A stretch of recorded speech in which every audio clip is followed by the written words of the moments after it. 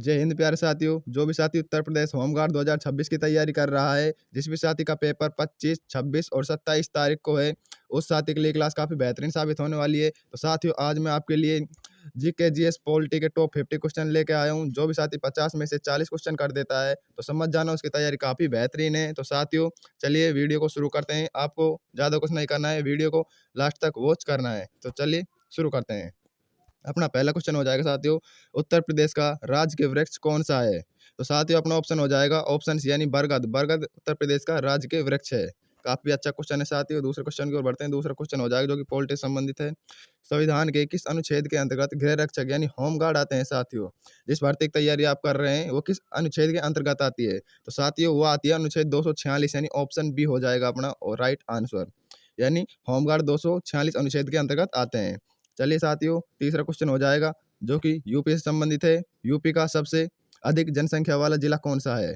लखनऊ, प्रयागराज, गाजियाबाद या फिर कानपुर नगर? तो साथियों, अपना राइट ऑप्शन हो जाएगा ऑप्शन सी यानी गाजियाबाद यूपी का सबसे अधिक जनसंख्या वाला जिला है। चलिए साथियों, चौथा क्वेश्चन हो जाएगा अपना जो कि काफ़ी बेहतरीन क्वेश्चन है। भारत का पहला परमाणु रिएक्टर कहाँ स्थापित है? तो साथियों, ये क्वेश्चन काफ़ी वेरी वेरी इंपॉर्टेंट क्वेश्चन है साथियों। तो आपको इसको कहीं पे लिख लेना है। तो अपना ऑप्शन हो जाएगा ट्राम्बे, जो कि भारत का पहला परमाणु रिएक्टर स्थापित हुआ था इस जगह साथियों। चलिए, पाँचवा क्वेश्चन हो जाएगा अपना। तो साथियों, पाँचवा क्वेश्चन है, गंगा एक्शन प्लान किस वर्ष शुरू हुआ था? 1984 में, 85 में या फिर 86 में या फिर 87 में? तो साथियों, ऑप्शन हो जाएगा अपना राइट ऑप्शन ऑप्शन बी यानी 1985 में गंगा एक्शन प्लान लागू हुआ था।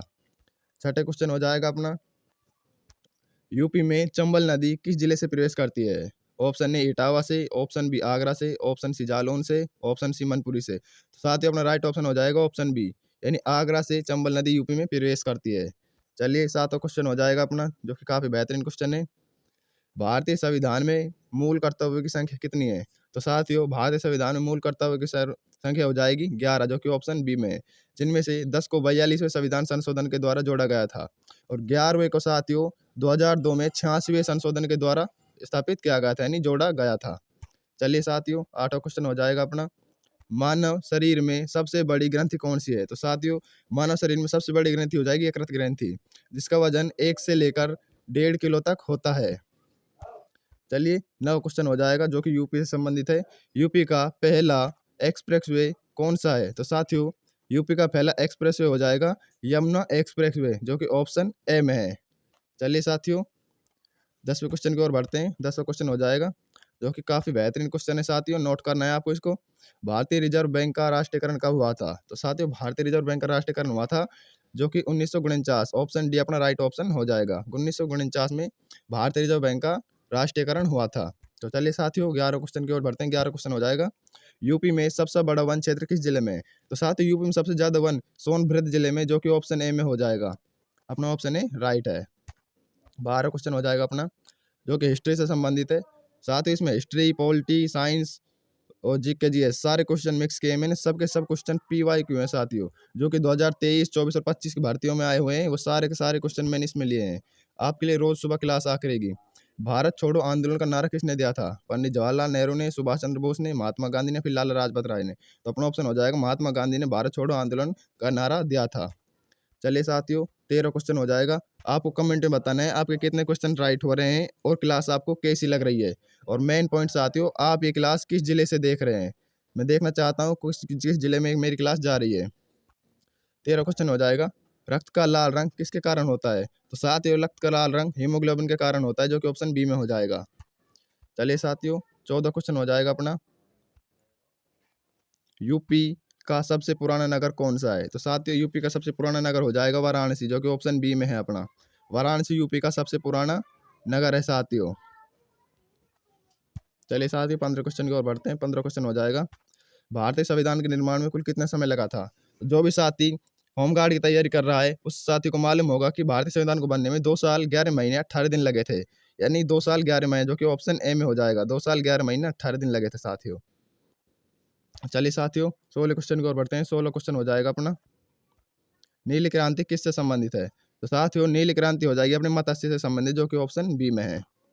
चलिए 13 क्वेश्चन 17 क्वेश्चन की ओर बढ़ते हैं। 17 क्वेश्चन हो जाएगा अपना, यूपी का राज्य खेल कौन सा है? तो साथियों, यूपी का राज्य खेल हो जाएगा कुश्ती, जो कि ऑप्शन सी में है। काफ़ी बेहतरीन क्वेश्चन है।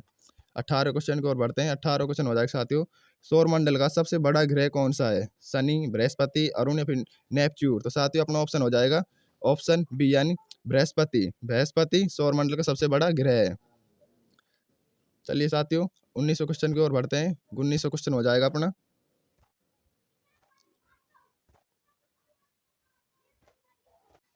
तो साथियों 1900 क्वेश्चन हो जाएगा अपना, जो कि पॉलिटी से संबंधित है।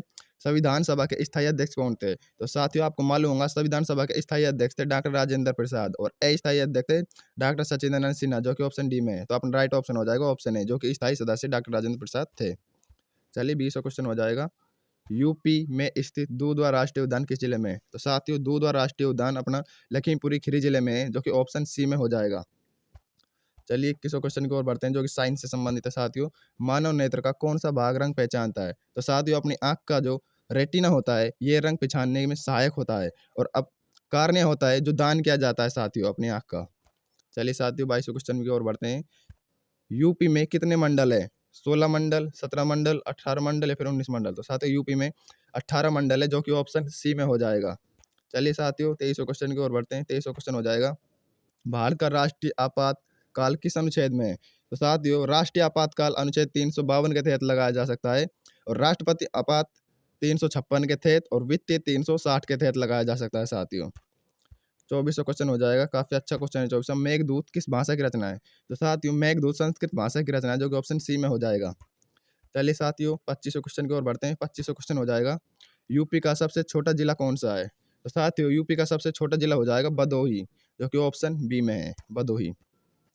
चलिए साथियों 26वें क्वेश्चन की ओर बढ़ते हैं। 26 क्वेश्चन हो जाएगा, ध्वनि की गति सबसे अधिक किस में होती है? तो साथियों ध्वनि की सबसे अधिक गति होती है ठोस में, जो कि ऑप्शन सी में हो जाएगा अपना। ठोस में ध्वनि की सबसे अधिक गति होती है। चलिए साथियों 27वां क्वेश्चन हो जाएगा अपना, जो कि पॉलिटी से संबंधित है। भारत का पहला गवर्नर जनरल कौन था? तो साथियों भारत का पहला गवर्नर जनरल हो जाएगा लॉर्ड डलहौजी, जो कि ऑप्शन ए में है। चलिए 28वें क्वेश्चन की ओर बढ़ते हैं। 28वां क्वेश्चन हो जाएगा, यूपी में सारनाथ किससे संबंधित है? जैन धर्म से, बौद्ध धर्म से, सिख धर्म से या फिर हिंदू धर्म से? तो साथियों यूपी में सारनाथ बौद्ध धर्म से संबंधित है, जो कि ऑप्शन बी में हो जाएगा।